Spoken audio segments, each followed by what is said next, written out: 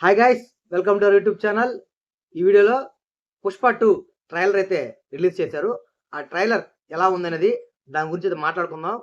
మామూలుగా ట్రైలర్‌ని ఒకసారి చూస్తే మనకి అందులో కొన్ని షార్ట్స్ వల్ల, అందులో చూపించిన కొన్ని షార్ట్స్ వల్ల గూస్ బంప్స్ రావడం అనేది సహజం.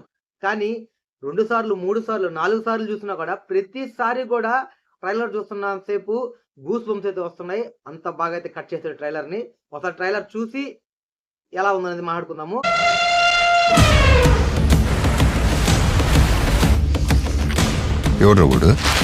అది మతి పోతుంది కదా!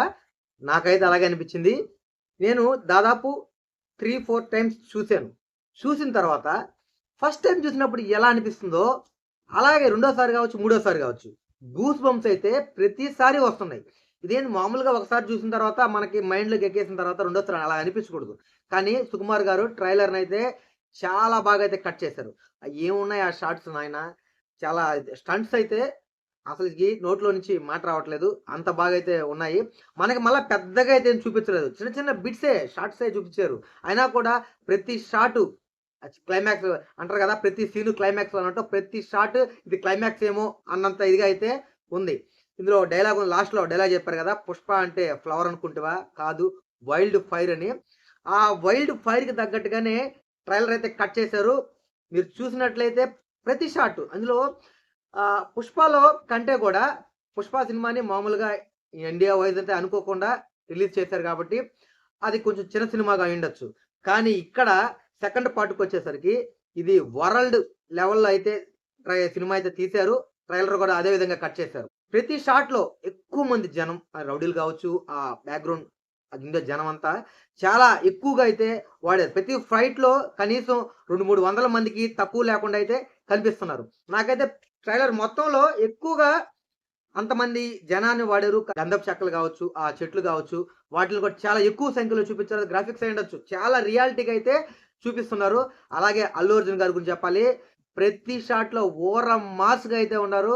చూస్తుంటే చూడాలి, చూడాలి ఎప్పుడు సినిమా చూద్దామా అని అనిపిస్తుంది. ఈ సినిమా మనొక తెలుగుకే గాదు, మన ఇండియా వైస్ ఈ సినిమాలో మనకు తెలుగు వాళ్ళగా మనం చాలా గర్వపడాలి. ఎందుకంటే ఈ స్థాయిలో అంటే ఇది సినిమాని ఇప్పుడు ట్రైలర్ వచ్చి ఈ పాట్నాలో రిలీజ్ చేసినట్టున్నారు. అక్కడ చూసినట్లయితే మీరక్కడ ఎంతమంది జనం ఉన్నారో చూసారు గదా!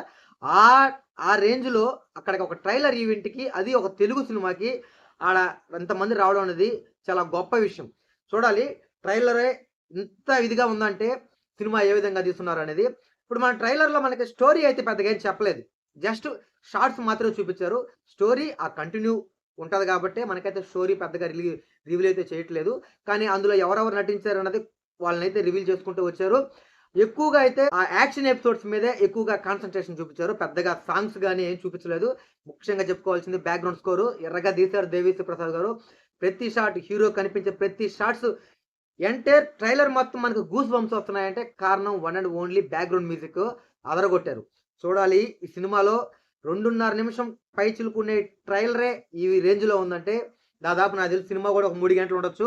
3 గంటలు ఉండబోయే సినిమా ఏ రేంజ్‌లో ఉంటుందనేది. డైలాగ్స్ కూడా ఇరగదీశారు. చెప్పిన 2, 3 డైలాగ్స్ కావచ్చు అదిరిపోయినాయి. ఒక దగ్గర లేడీ వాయిస్‌లో పుష్ప అంటే పేరనుకుంటివా బ్రాండ్ అని చెప్తది కదా! ఆ వాయిస్ గాని గూస్ బంప్స్ తెప్పిస్తుంది.